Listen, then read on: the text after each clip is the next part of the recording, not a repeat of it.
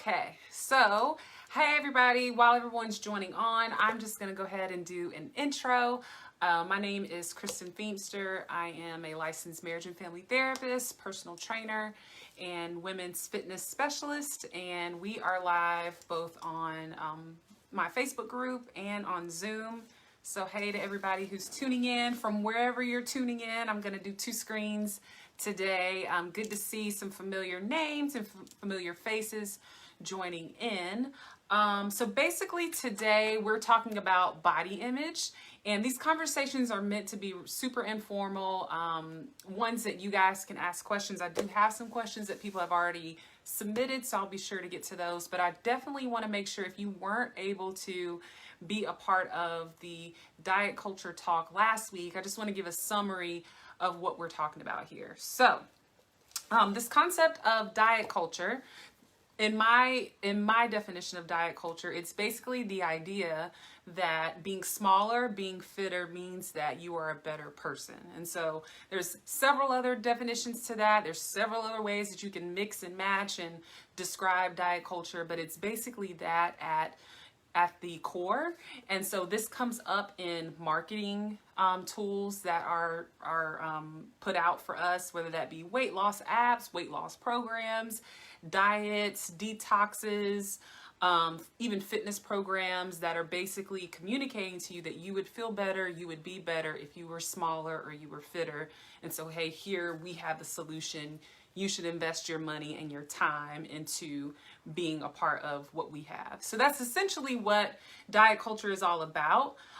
There's a lot of different layers to this. We're not going to be able to get to them all today, but we'll definitely scratch the surface of body image. So if you have questions about body image, tune in, but also definitely ask your questions as we go, because I'm going to try to answer those later in the live as well. So body image. I have been wanting to talk about this one, and the conversations build on each other. So body image is next in line because it really is inseparable from the conversations that we're already having. And so in my experience being a trainer, a lot of women come to me with body goals, okay? That's the number one, usually the number one reason is that they want their bodies to change. There's something wrong with their body and they want their body to change. Rarely is it, I just want to be stronger, or I have back pain, or I want to increase my balance, my endurance. I want to be able to play with my kids. Very rarely are those the reasons. And I ask, I'm like, what are your top goals? Usually it's to tone up and to lose my stomach. That's across the board what ends up being the case, and just general weight loss. I have a 20-pound weight loss goal. And I'll get to whether I feel like having a weight loss goal is a problem or not, but essentially I just wanted to let you guys know that usually the reason why people reach out to me, at least as a personal trainer, is because there's something that they are not okay with their body. So what is body image? Body image is more than just what you see. Body image is actually broken down into 4 categories. That's it's your thoughts, your feelings, your behaviors, and your perceptions around your body. So those are the 4 different areas, and I'll explain each of them. Thoughts when it comes to body image. What do you think about your body? Let's think about your self-talk, right? Like when you sit into a chair and you feel your body in the chair, or you look in a mirror, or you try on new clothes, what are the conversations that you're having with your body? Are you calling yourself names? Are you having self-deprecating talk with yourself about how you need to lose weight, or how you're a fat blob, or how you're too skinny and need to gain weight? There's really across the board, there's a lot of ways that this can show up, but your thoughts about your body is number 1. Number 2 is your feelings about your body. Now this can go from whether you feel like you're in a good space with your body or not, but what are the feelings that you associate with different body sizes? So many times women who are coming in to work with me for personal training or for therapy have shame and guilt around the size of their body. Like, my body says that I am not disciplined enough. My body says that I'm lazy. I feel shame around the size of my body. I shouldn't have let myself go. That's another thought, actually. but something around shame, disappointment, embarrassment even around their bodies. Or on the flip side, you have people who really look to their body to give them reassurance that they're a good person. So when I'm in shape and I'm fit and I feel good in my clothes, that means that I'm a better person. I feel happier. I feel more confident. And there's nothing wrong with that association being there to a certain extent. But if that's the sole reason and that's the sole value that your body gives you and you don't get it anywhere else, that's where the problem comes in.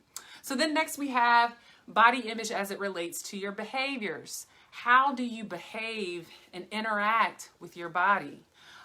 Many times when I'm giving women a suggestion of something that they can do to improve their body image, many times they haven't even looked at their bodies in the mirror in weeks, months maybe. And that's a behavior. I avoid looking at myself in the mirror. I avoid looking at pictures of myself. I suck my stomach in super tight and I flip my hips to a certain direction so that this way, those are all behaviors that are signaling that there's something that I don't like about my body as it is, and I'm gonna try to shape and maneuver myself in a way that's gonna make me feel better. Or I'm gonna avoid it altogether, deny that it exists, and not take care of it in any sort of way because I don't value it, because it's not good. Okay, so that's the third way. And then perceptions is another one.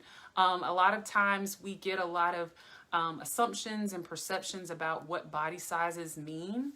And so oftentimes folks in larger bodies will share that they're seen as being lazy and undisciplined, that maybe they're mentally unstable, maybe they're emotional because they have a larger body, and then people with smaller bodies are assumed to be more disciplined, more in control of themselves, maybe not having any mental or emotional concerns, happy, they have it easier. And there is some privilege that comes along with being in a smaller body, but that's not necessarily true that our perception of what is going on with them is accurate.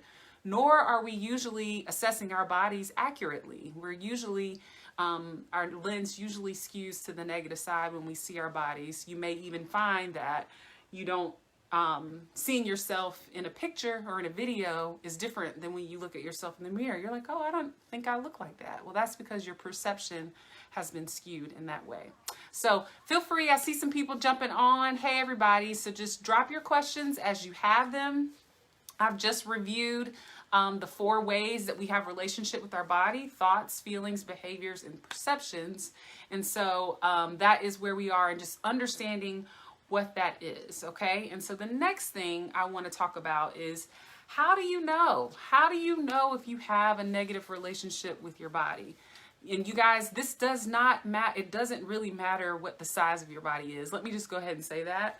A big assumption that people have is that people in smaller bodies don't have body image issues. And that's just not true. In reality, the lie that diet culture tells us is that our issues with our bodies will go away once we reach a certain size.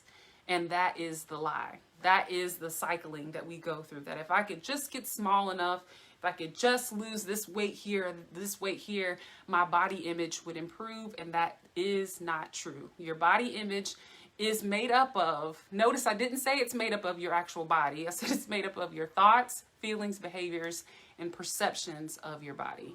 Okay, not what's actually happening with your body. So how can you know? How can you know if you have some negative body image stuff coming up? Number one, I would say comparison. If you find yourself comparing your body to other people's bodies, whether that be social media, in person, old pictures of yourself, made up images that you have in your head around what someone in your body should look like, that would be a sign that there's some dissatisfaction with your own body as it is. Number two, I would say any extreme behaviors that you may be engaging in to change the shape of your body. So this could be extreme exercise, spending hours in the gym, 2 hours, 3 hours in the gym, 6 days a week would, to me, be at least a red flag that there's something body image going on, some sort of issue there, if not some disordered eating and some other stuff as well. that's going on, that could be a sign of it. Extreme dieting, yo-yo dieting, trying this diet, trying that diet. If you find that you're trying Weight Watchers, and then you try Noom, and then you go to keto, and then you try, I was going to say Atkins, but Atkins and keto are the same thing. And then you try intermittent fasting, and then you're just going to try clean eating, and then you're going to try Whole30. That would be a sign, even though that's food oriented, that would be a sign that I am trying to manipulate my body and I cannot find the right formula. Okay. And again, diet culture tells you that one of those formulas will work. You're just not working it the right way. But the reality is that dieting doesn't work for most people. And I talked about that on the last live, is that dieting in itself, the way we know it, does not work for most people. And anybody who loses weight in those ways usually gains it back within a 2 to 5 year period if they hold on to it for that long. And so if you find yourself yo-yo dieting, I would say that we probably should focus more so on what your body image is as it is, and be less focused on the actual food aspect of it. So another sign would be negative self-talk. We talked about that. So if you find yourself shaming, calling yourself names, self-deprecating language, all of that stuff as it pertains to your body, those are obvious signs that there's a negative body image. But one thing that a lot of people don't really realize, well, actually two things, is a preoccupation with your body in general. You guys, there's so much more to us than just our bodies. You know what I mean? There's so much more going on in the world. There's so many other things, hobbies and gifts and talents and things that we have. So if you are preoccupied with your body, period, that would be a sign that you have some body image issues. Okay, so this looks like constant body checking in the mirror. This is something that I see in the fitness industry a lot of people. You know, they get up in the mirror and they pose and they have to post a picture every day with their hips stuck out or whatever. You know what I mean? Like there's all different kinds of ways that it comes out. But if you are just preoccupied with how your body looks from the time that you wake up to the time that you go to sleep, whether that's waking up to see, because they say that you're skinnier in the morning, so let me check myself in the morning, and then let me see what I look like after I eat, and then let me see how my clothes fit when I put them on, and then let me check again and see if I'm looking stronger or toned from the workout that I did, or let me look and see how all of this water I've been drinking or whatever else is changing the shape of my stomach. All of that is just a general preoccupation with body, and that can go for food, exercise, body appearances in general. If you find that you're spending more time thinking about the way your body looks, then it's time to take a look at why that would be. Okay, so that is just a few examples. Let me make sure I'm getting to them all. Extreme measures. Another one is your mood being controlled over your body. So a lot of times people will, whether their body looks a certain way or not, that decides what type of day they're going to have. So if I look in the mirror and I see the curves where I want to see them, or I see that I'm losing weight, I'm in a happy mood. I feel good about myself. I'm confident. I'm energetic. I'm all the things. But if I look in the mirror and I don't see those things, I'm depressed. I'm shaming myself. I am telling myself negative messages. I'm disappointed. It completely controls my mood. All right, that would be another sign that your body image is not in the healthiest place. Okay. Any questions at this point as you guys are joining on? I see some folks joining on. I just want to make sure I'm going to get to all the questions, and they're a little delayed. So drop them in now if you have them. Something that a lot of people that we don't really talk about, and something that I'm even learning about, and I'll tell you guys about my experience of some of this too, is this idea of fat phobia. In our society, being in a larger body has certain characteristics that are associated with it. Okay, larger bodies.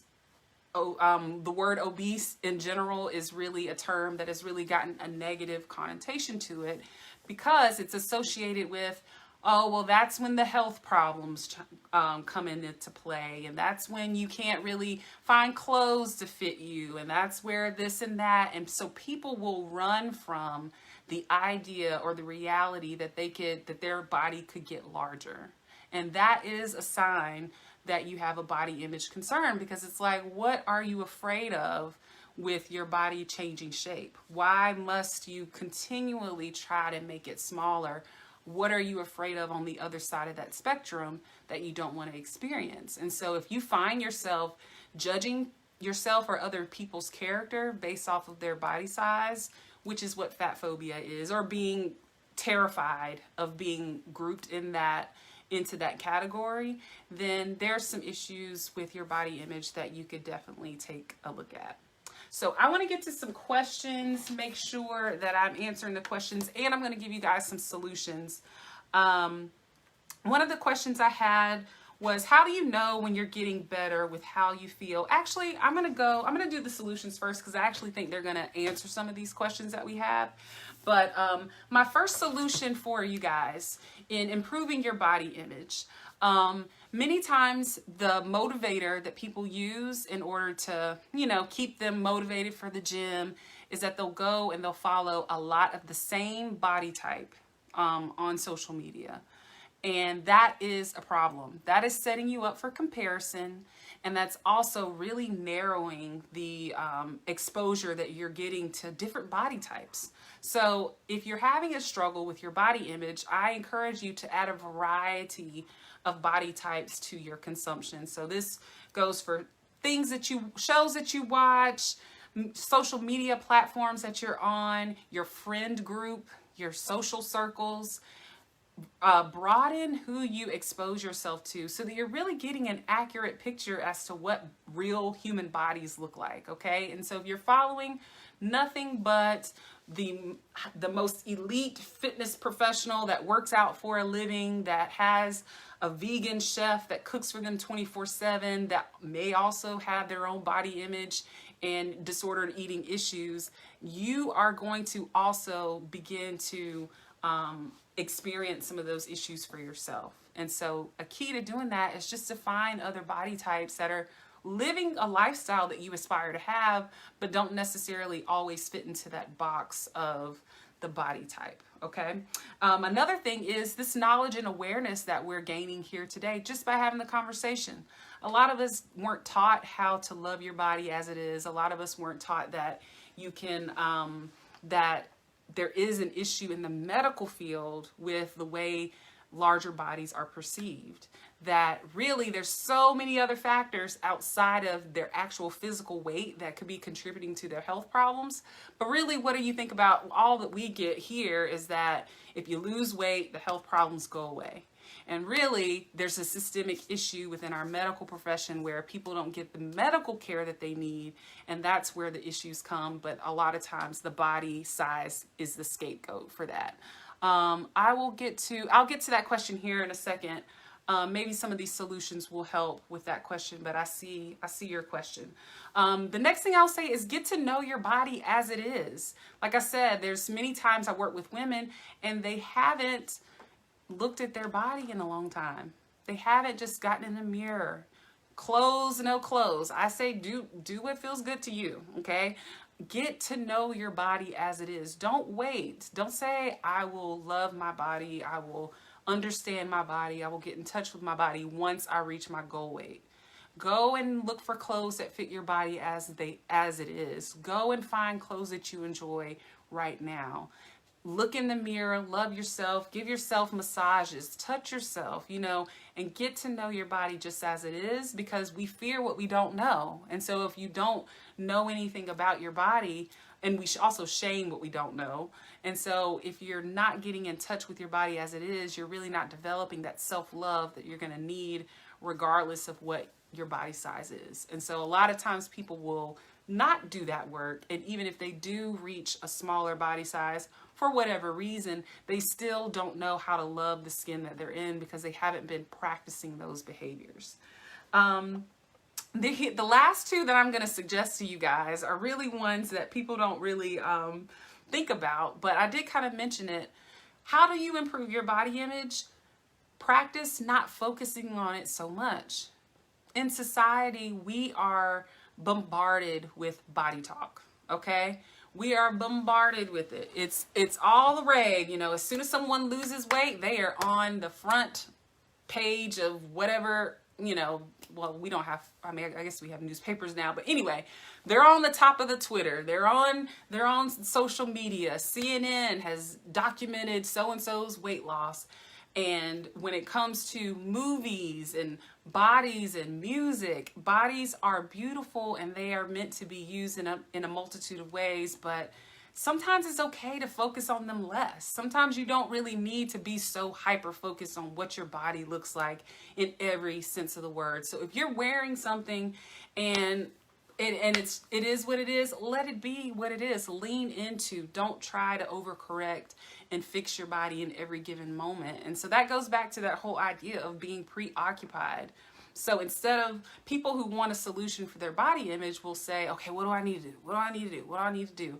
And my approach is to say, okay, let's slow those thoughts down and let's see what else you could commit your energy and time into doing. Let's just add a variety to what you focus on, okay? And then the last thing I'll say is that, and this is kind of one of those more, not even controversial, but just something that you don't realize is that there is a concept of toxic positivity that sometimes we can be told about how to deal with body image, where you just gotta love yourself. You just gotta say affirmations every day. You gotta get 10 affirmations that say, I love my body, I appreciate my body, I am sexy in my body, I am this in my body. And after you say that for 2 weeks straight, you're just gonna love your body. You guys, it doesn't work that way. It doesn't work that way. You're in a relationship with your body, and just like any other relationship, I mean, raise your hand, drop it in the chat. Do you know of any relationship where you absolutely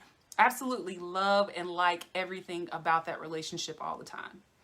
If you have a relationship like that, let me know. But as a family therapist, I have never heard of anybody ever that has said there's a 100%, there's a relationship that they 100% love and like all the time. Okay, so that's an anomaly. So it's the same thing with the relationship with your body. There are going to be days where you're just not feeling it. There's going to be days where you don't love your body as much as you would like to. And that's okay. This is an ebb and flow type of, this relationship is ongoing. You're going to have the same body from now until you transition out of this world. And you cannot put the pressure on yourself to have the ideal relationship with your body all the time. Now, you can control your self-talk. You can control the shaming that you do of yourself, but it's actually okay if you don't love yourself 24/7, okay? There may be some things about your personality that you don't enjoy, you know what I mean? And that's okay. It's the same thing for our body. So shocker there that you actually don't really have to love your body all the time to improve your body image. You almost need to focus on it less and allow other things that are important to you to start to fill up some of that space, okay? So I'm going to get to the questions here. Let me see what's in the chat first. The BMI always gets me. I always cringe when I hear this because I feel like I'm constantly feeling guilt if I'm not within said healthy BMI. Yes, absolutely. I am not a doctor. I am not a physician, but I will say what I understand about the BMI is that the BMI was not made for all types of people. The BMI is an old measurement that is used in the medical profession, and I would argue that it's outdated and that there needs to be some new ways of measuring health in people. And so as we're realizing with a lot of stuff in the last year, we're just operating in an old system in a lot of ways. A lot of old stuff that just was implemented at some point in the 40s or the 60s, you know, whenever it was. And now we're looking around like, is that true? Is that true that that's the way that that health is measured, and that if I'm not between, I think the healthy range for the BMI is between 20%, I think, and 25%. Me personally, you guys know me, I've been an athlete, I've been all the things, and I've always been in the overweight category, okay? Even in my best of shape. I mean, running laps around people for basketball season in college, I was still not in whatever my range is supposed to be for someone who's 5'11". And that's because I had more muscle mass. And so BMI is just a calculation. It doesn't take into consideration your body type or your body composition. Okay. So yeah, I understand the guilt around it because honestly, the medical field does, contribute to that. But you have to, this is where your own awareness and your own knowledge can be empowering. How to unpack the negative perspective on days you are triggered and keep them from making drastic decisions like emotional eating and or keep them from shaming yourself.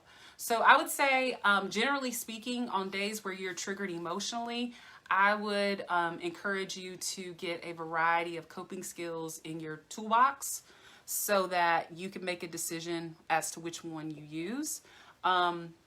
This is another aspect of, we'll talk about this next week with food relationship, but food is a source of comfort. Food is not, it's not always a problem that we soothe ourselves with food. When we think about our culture, we spend a lot of time with our family and really good times eating really good food. I mean, think about your kids, right? When your kids get like some macaroni and cheese and a piece of pizza, I mean, they don't have any concept for body sizes or whatever. They are excited. They'll dance. They'll literally dance in their high chair. My nephew does that in his high chair because he is just so excited about the food.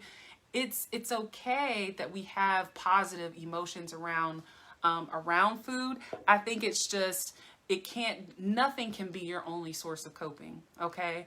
And if that happens, it becomes a vice, it becomes problematic. And then now it's causing more harm than it is help. So I would say prepare for your triggers, whatever they are. And then also have a variety of ways that you choose to cope with that emotion. Okay. And then when it comes to the shame, I think knowledge is power with that. And knowing that the shame, we've been conditioned to feel shame around things that we shouldn't necessarily feel shame. Okay. I feel that way as well. Okay. Thanks for that on the BMI. Yeah, you're welcome. You're welcome. Yeah. The BMI is a big one in the medical field. And it's really, I would say even with fitness professionals, I personally don't use it. I personally don't care anything about it. And I find that a lot of my colleagues are getting away from using that as well. So I think it's getting outdated. Again, I don't know what the medical field, how they're kind of operating with that, but I think for me here on the ground, I'm starting to realize that it really has little to do with someone's body type. And like I said, I've always been overweight. And so it's always been an issue. I think for a lot of people, it's always been an issue of whether we fall in that BMI or not. All right. So I have a few other questions that were submitted off of when they registered. So I want to answer those. How do you know when you're getting better with how you feel about the way that you look outside of reaching your goal weight? And I'll say that I think I kind of answered that with saying that, hey, if you find yourself not obsessing over it, that would probably be a pretty big sign that you are headed in the right direction. So there's a balance between loving your body for all that it can do, body massages, taking baths, taking nice 30-minute candles, setting the whole vibe for a bath, grooming yourself, even exercise too. I mean, all of these things can be great. And those are ways of showing love and care for your body, but also the preoccupation in your mind with it. Once I take the bath and I'm out and I'm moving on to being present with my family. I'm moving on to pouring into my career or whatever my passions are. I'm moving on to community and world issues that I want to contribute to. I'm not still hung up on my body. That would be a space that I would hope that we would all get to. Okay.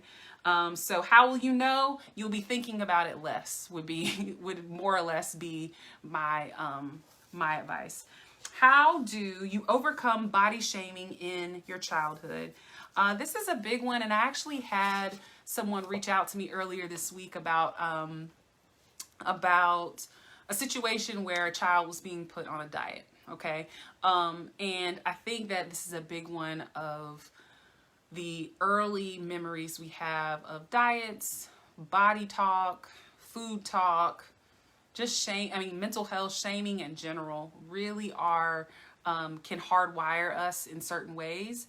And so if you're struggling with overcoming the shaming, body shaming of childhood, know that that's going to be a journey, that's not something that you should feel bad about not being able to get over just because you're an adult. In a lot of situations with clients I work with in therapy, we have to like practice reparenting themselves. So the messages that I'm used to getting or that I say are the tapes of my mom and what she used to say to me. And I've got to reprogram those tapes over and over and over again.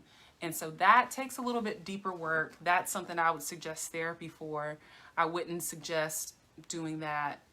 It's not that you can't practice and implement some of that on your own, but really to get to the nuts and bolts of it, I would say to go into therapy and have some help on rewiring and understanding those narratives. Let's see. How do you find a balance with wanting to lose weight while also maintaining a healthy body image? So this is something that I think is maybe debatable in different spaces.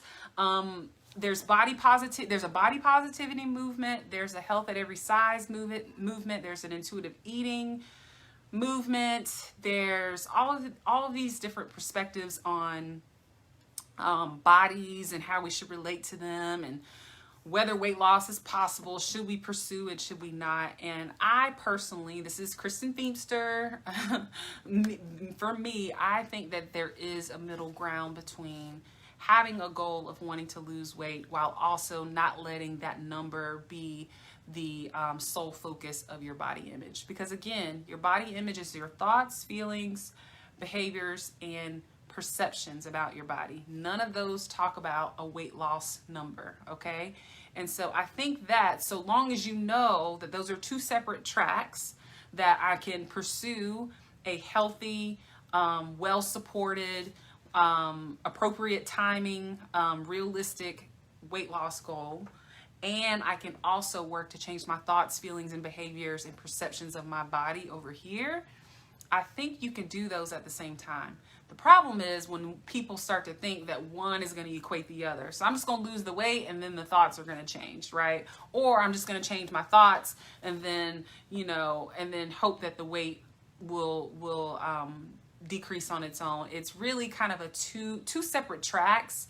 They're not mutually exclusive, but they are separate areas to focus on. So I personally believe you can do it. You just need to know that those are two different goals and work towards them both with a support system. So that is all of the questions that I had planned. What do you guys think? What do you guys think of this talk of body image? I did a poll here in the group earlier this week and had some people saying, or I asked, where do you feel like your body image was, like what impacted your body image the most, who or what? And I think the majority of people said themselves. And then, gosh, I'm trying to remember. Let me see if I can pull this up. Let me pull up what most people said here, because I think it's important for us to talk about this idea that I do understand where people would say that they got their body image from themselves. But in these conversations, we're talking about how we're not individual people that just like showed up on earth and grew up. Like we were raised and programmed and conditioned by our environments. And so though you may be coming to understand your own body image for yourself, I think knowledge is power and knowing where those bits and pieces came from. So yes, we had 16 people out of the poll. 16 people said that they impacted their body image the most. So if you're on here and you were one of those 16, I would love to hear a little bit more about, just again, this is a dialogue, a little bit more about what that means for you. 6 people said social media or media in general. Then we had 6 people that said family, 2 that said friends and peers, and then one vote for medical professionals. And you guys, just so you know, on the polls, you can vote for several at once. If it was multiple, you can do multiples, because I think that it's not just one place or the other. But what I'll say about this larger group that is saying myself, if you have done the work to reprogram and uncondition yourself from some of the things that our society has innately caused us to believe, childhood on up, teenage years, think cosmopolitan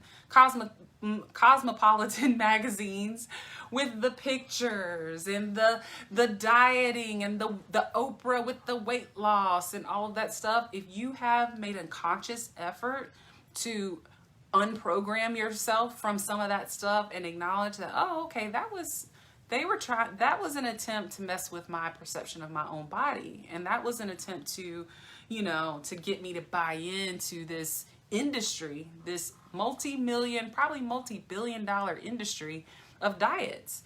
And so if you have done that work and now you can confidently say that your body image comes from yourself, cool. That's where we're all trying to get to. But if you can't say that you've actually gone back through to see all the influences that could have been present, I would say that, maybe just gaining some more knowledge and exploring a little bit more, about your family relationships. Like, for example, if you grew up in a household where there was dieting going on, I'm pretty confident that you were affected by that, in some way. I'm not saying that, and then that led me directly to, disordered eating or a diagnosable condition or anything. But I would say that it would be hard to say that you grew up in an environment where dieting was occurring on a regular basis and missed it completely. Nothing about it, nothing about food choices, nothing about how meals are prepared was ever an issue. It would just be hard to argue that. Okay, I initially said myself, but now that I think about it, I would say family, socially, relationships. Yeah, and I think that's what this conversation is about. It's about, ideally, our thoughts are our own now, but so many times that tape that's running is not our own voice. And I think that's important to know, is that, okay, I'm hearing these messages and I'm hearing this. Like, for me, I had to undo some of my narratives around what was acceptable or necessary for basketball. Okay, this has actually been something I had to do with my exercise routine as well, is that when I was a basketball player, there was a certain expectation and a need to be at a certain level of endurance and strength and all of that. And if that's the situation that you're in and it's requiring it for athletes and body competitors, if that's a profession and it's being managed in a certain way, we can't really say what's going on with that. We have to assume that is for a reason and that it's being done in a proper way. But for me, as I came out of being a college athlete, I had to realize that, Kristen, you don't have to go and outrun your body changing anymore. Like, you don't have to stay in the same exact shape that you were in and be able to run. I think I might have ran a 7-minute mile or something, but you know what I'm saying? Like, you don't have to do that anymore. And for me, the tape running was that you're out of shape. You're a little heavy. How are you gonna run up and down the court or whatever, And that was another tape. And so what I would say for you guys, again, that group with the myself being your answer, whose voice is on that tape? So you're saying it's yours, but are you sure that is your voice that you're hearing in your head? And if so, has your voice been conditioned by anything that we are exposed to on a daily basis? So I think that's it for today, y'all. I'm gonna stay on, and if there's any other questions that come up, I'd be glad to answer them. Our next week, our conversation is gonna be around your relationship with food. And I strongly, strongly encourage, if you're on here, you already know that's going to be completely relevant for what we're talking about today and applicable, and everything builds on each other. So I would encourage you guys to be a part of that conversation as well. But we're going to dive into food relationship the same way that we've dived into body talk today. It's really hard to separate the food and body talk. It is very, very intertwined. And so I'm honestly looking forward to continuing the conversation about how we manipulate our food choices, how we use food in different ways, and how our bodies are affected in this yo-yo and back and forth type of situation that we have, and how to break free from that. I'm going to give some tangible ways that you can start to break free from the back and forth of that, because it really is time consuming. So let me see. We have one more question. Can you speak to, let me make it larger. Can you speak to a chronic illness that may serve as a wake-up call to your wellness and that spilled over to what I should and shouldn't do based on the nutritionist doctor proactive measures to ensure no other illnesses occur? I'm certain this is where the body image came in stronger for me. Can you, so a chronic illness that kind of woke you up to, hey, I need to take better care of myself, that spilled over into what you should and shouldn't do. I see. Yeah. So I think that's where knowledge and awareness that chronic illnesses and different things, there are a multitude of ways that we come to develop illnesses. And there are also a lot of holistic, well, not just holistic, but there are a lot of different ways that different cultures go about treating chronic illnesses. Okay. So we live in America, where the general premise is going to be, and again, I want to put a disclaimer. I'm not a physician. I am not a doctor. I am not a nutritionist. I am just giving you the social, relational aspect of these conversations as a therapist, and the mental health aspects of that as a therapist, and some practical tips. So I want to just put that disclaimer out there that there is there are some things that are necessary due to chronic illnesses. But I think that we are all victim to scapegoating and blaming body size for a lot of illnesses, and associating reducing that body size with the disappearance of this illness, or reduction of, like, let's say, for example, high blood pressure. Okay. There's an association that if you are in a smaller body, you don't have high blood pressure. If you're in a smaller body, you don't have diabetes. And we know that that's not true. Smaller bodies can have diabetes. Smaller bodies can have high blood pressure. And so it's not about whether it's a factor. It's about how much weight you give that one factor. And so maybe it's a little bit of this, maybe it's a little bit of that, maybe it's, whatever else your treatment plan may be. But I think you just understanding that your body size is not the culprit of everything that's going on with your illness. It's just not. And this is me going off of, the information that you shared. But I would say it can't be the only contributor to whatever you have going on. Could losing some weight, could changing your lifestyle shift some things about the complications or the implications of it? Sure, that's something to talk about with your nutritionist. It's something to talk about. But in hindsight, to just shame your body over it, that is not going to, one, help you do anything different, and two, is once you get there and potentially still have some of those chronic illness type things, then you're going to realize that, oh, wait, that wasn't the solution all along.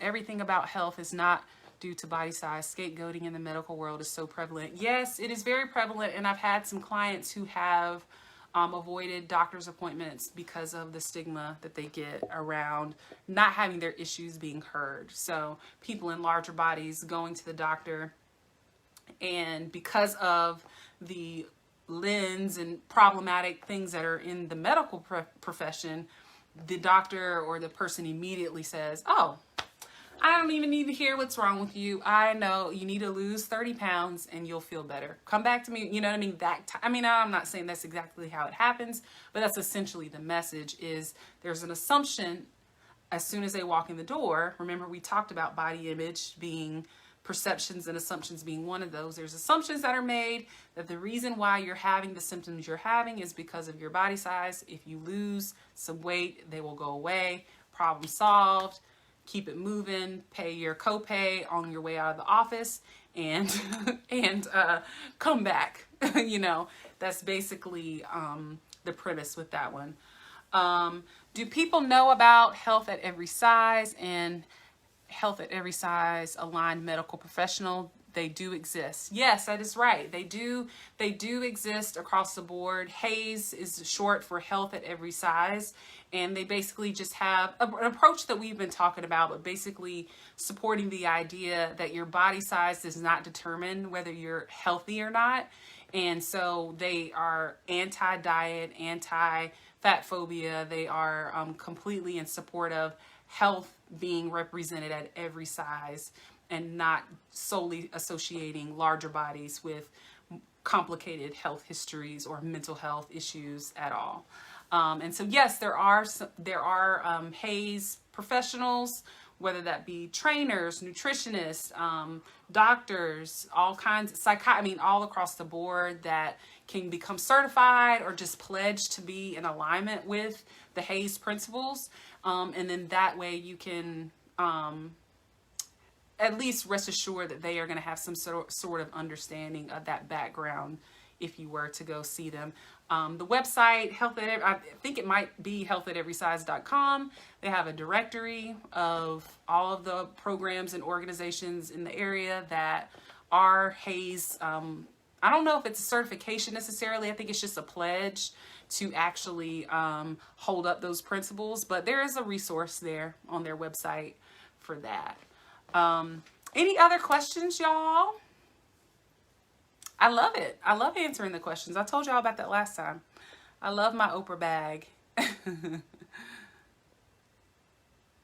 I think that the medical field, honestly, all professions have a long way to go to break down the stigmas that are unique to their industry. So I think that in every way, there's always going to be an assumption. There can always be the potential for an assumption to be made about you based on, it happens in the mental health field as well. You know, people are afraid with certain diagnoses that they're going to be seen in a certain light. And so anytime humans are involved, humans are conditioned to think a certain way based on their environment. That's going to show up in the larger systems that we're a part of.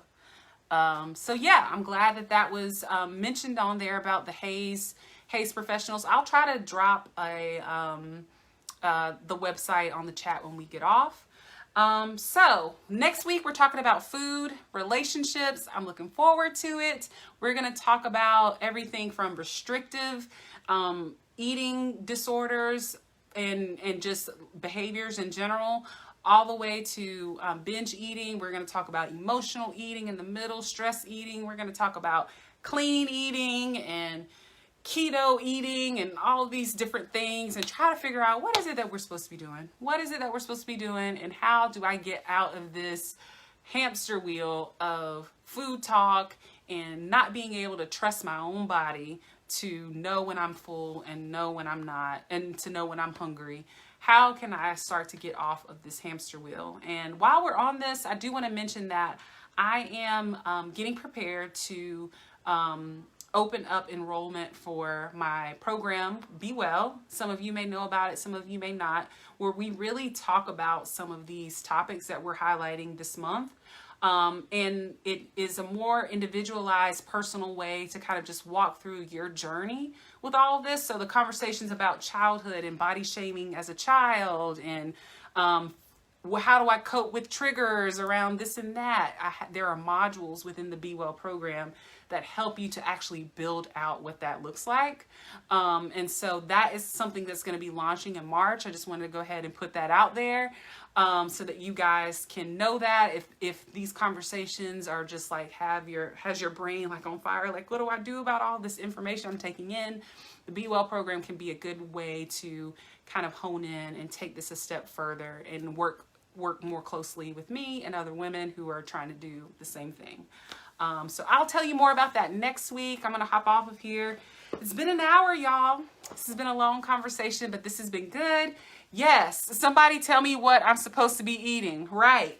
You know what? That is a great way to send off, because the problem is that diet culture tells us that we need someone else. We need some rules. Give me the rules. What am I supposed to do? Write it down, make it plain.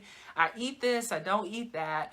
Here's the time I'm supposed to eat. I'm supposed to eat 6 meals. I'm supposed to eat 3 meals with 2 snacks. I'm supposed to not eat after 8 p.m. Like, somebody give me the rule book and I'll follow it. And that's what we're going to talk about next week. We're going to talk about how do you really get freedom from that, and how can you learn to trust your own self, your own body, your own stomach, to make those decisions as to when you're full and when you're hungry. So thanks again, y'all. This was fun. I will be back same time, same place next week, and we will talk about it all again. Come with your questions, and I will drop a few resources in the chat when I log off. Okay? Bye, y'all.